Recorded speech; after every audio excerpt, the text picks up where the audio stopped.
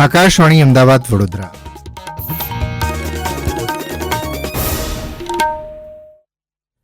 પ્રાદેશિક સમાચાર જયેશ વેગડા વાંચે છે. સૌપ્રથમ મુખ્ય સમાચાર. રાજ્ય સરકારે ગેમ ઝોન અને એમ્યુઝમેન્ટ પાર્ક અંગેના નવા આદર્શ નિયમો વડી અદાલત સમક્ષ મૂક્યા.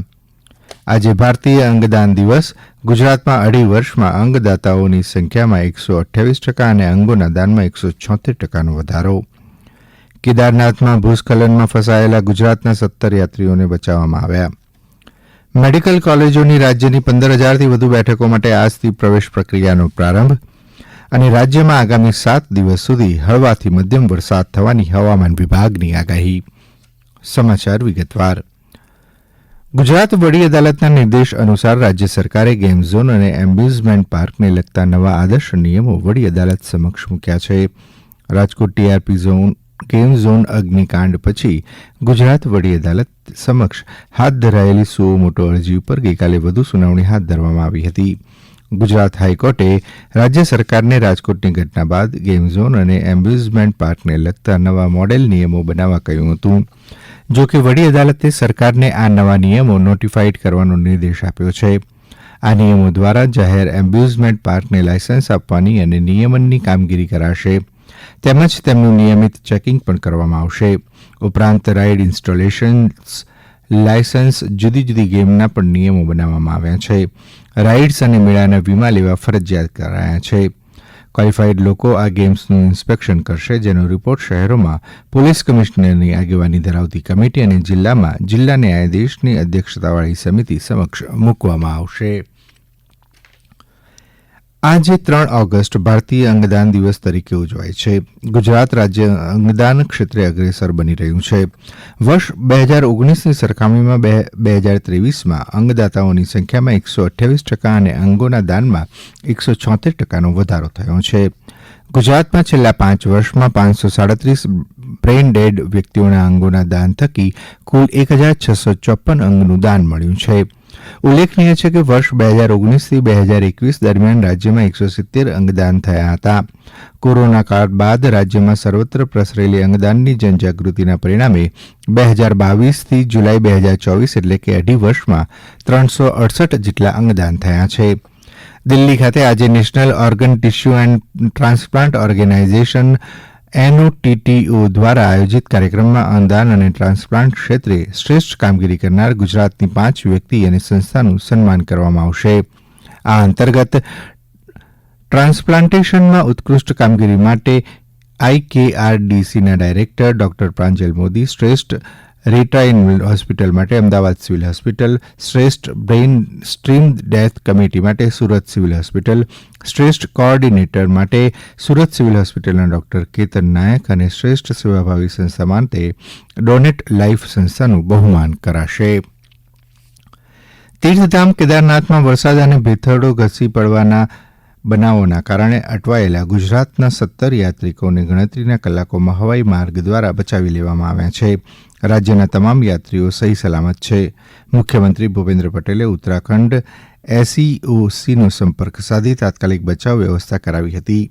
કેદારનાથ ધામની યાત્રાએ ગયેલા રાજ્યના 17 યાત્રિકો વરસાદ અને ભેખડો ધસી પડવાના બનાવોના કારણે લીંચોલી નજીક અટવાયા હતા. વાતાવરણ અનુકૂળ થતાં જ ગુજરાતના બધા જ યાત્રિકોને હેલિકોપ્ટર દ્વારા એરલિફ્ટ કરીને ગણતરીના કલાકોમાં જ સહી સલામત નીચે સુરક્ષિત સ્થળે પહોંચાડી દેવામાં આવ્યા છે. અમદાવાદના બોપલ વિસ્તારમાં આવેલા બોપલ હાટ ખાતે આદિ બજાર એક્ઝિબિશનનું ઉદઘાટન કરવામાં આવ્યું છે. આ આદિ બજાર એક્ઝિબિશનમાં ભારતની આદિજાતિ સંસ્કૃતિ કલાકારીગરીને પ્રદર્શિત કરતા 34થી વધુ સ્ટોલ્સ ઊભા કરવામાં આવ્યા છે.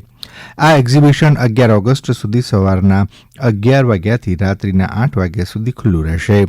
આ અંગે આદિજાતિ વિકાસ મંત્રી ડોક્ટર કુંભેરભાઈ ડિંડોરે આ મુજબ જણાવ્યું હતું.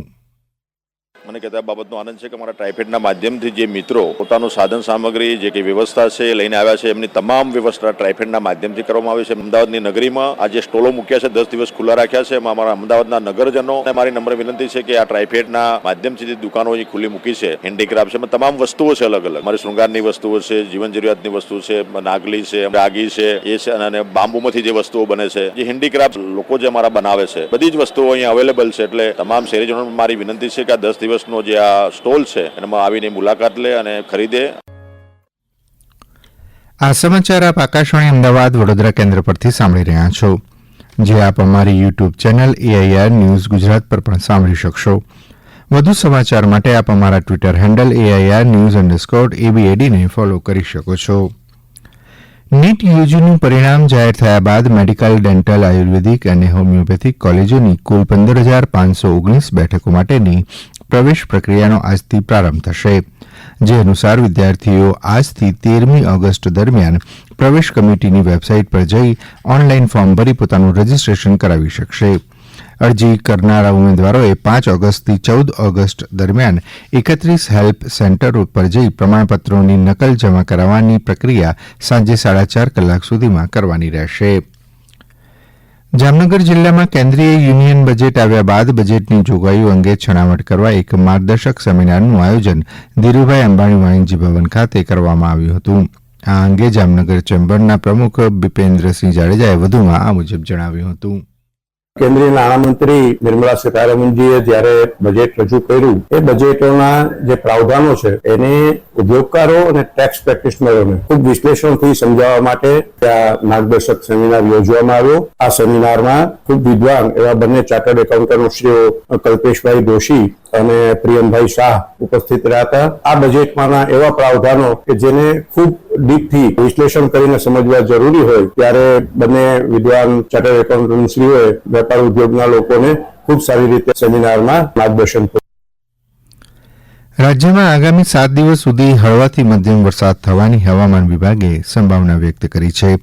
હવામાન વિભાગના જણાવ્યા અનુસાર રાજ્યના મોટાભાગના જિલ્લાઓમાં આગામી દિવસોમાં વાદળછાયું વાતાવરણ રહેશે અને હળવોથી મધ્યમ વરસાદ થશે, તો કેટલાક વિસ્તારમાં વીજળી પડવાની સાથે વરસાદ પણ થવાની સંભાવના વ્યક્ત કરવામાં આવી છે.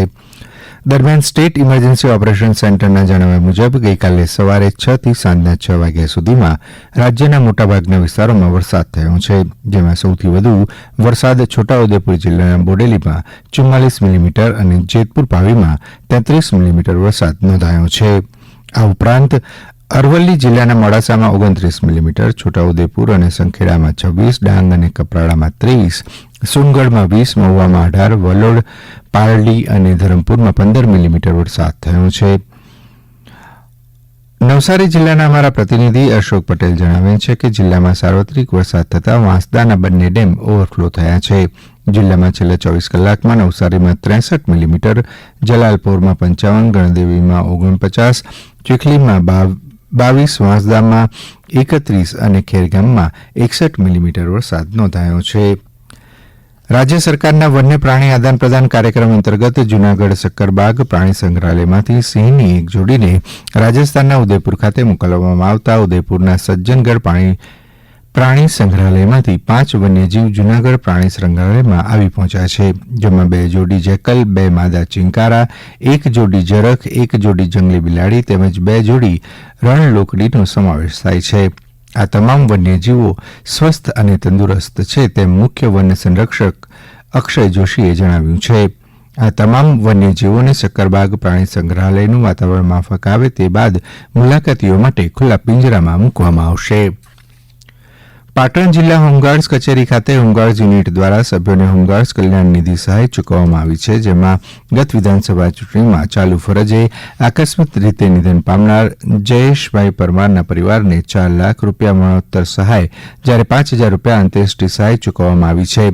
આ ઉપરાંત હારીજ હોમગાર્ડ યુનિટના 2 જવાનોની દીકરીના લગ્ન પ્રસંગે 40,000 રૂપિયા, સમી યુનિટના હોમગાર્ડ સભ્યને તબીબી સહાય માટે 8,449 રૂપિયા તેમજ અન્ય મહિલા હોમગાર્ડ સભ્યને પ્રસૂતિ સહાય માટે 5,000 રૂપિયાનો ચેક અર્પણ કરાયો હતો. અંતમાં મુખ્ય સમાચાર ફરી એકવાર. રાજ્ય સરકારે ગેમ ઝોન અને એમ્યુઝમેન્ટ પાર્ક અંગેના નવા આદર્શ નિયમો વડી અદાલત સમક્ષ મૂક્યા. આજે ભારતીય અંગદાન દિવસ. ગુજરાતમાં 2.5 વર્ષમાં અંગદાતાઓની સંખ્યામાં 128% અને અંગોના દાનમાં 176%નો વધારો. કેદારનાથમાં ભૂસ્ખલનમાં ફસાયેલા ગુજરાતના 17 યાત્રીઓને બચાવવામાં આવ્યા. અને રાજ્યમાં આગામી 7 દિવસ સુધી હળવોથી મધ્યમ વરસાદ થવાની હવામાન વિભાગની આગાહી. આકાશવાણી અમદાવાદ વડોદરા કેન્દ્ર પરથી પ્રાદેશિક સમાચાર પૂરા થયા.